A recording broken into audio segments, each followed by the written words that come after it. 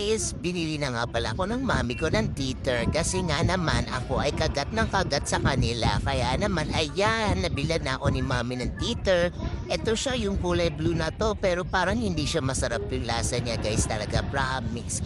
Pero sige, tinatsaga ko pa rin siyang ngatin para lang mawala yung ngati ng gilagid ko. Tapos ayan nga, sinasabi ni mami, kadatin mo yan, kadatin mo yan. So kinagat ko naman, pero mabigat talaga siya guys para sa akin. Pero masarap din naman siya kagatin. Anyway, ayan, sige, kagat lang ako ng kagat dyan kasi alam ko binibidyohan niya ako. Tapos niya, meron pa akong isa pang laruan. Ayun yung bola, pero di ko nakita talaga guys. So, ayan na guys, yan, ngat-ngatin mo nga ako, sabi ng bola. Ayan, hinangat-ngat ko na siya. Nakikipag-away ako sa kanya. Kaya naman, ayan, sige, ginangat-ngat ko siya.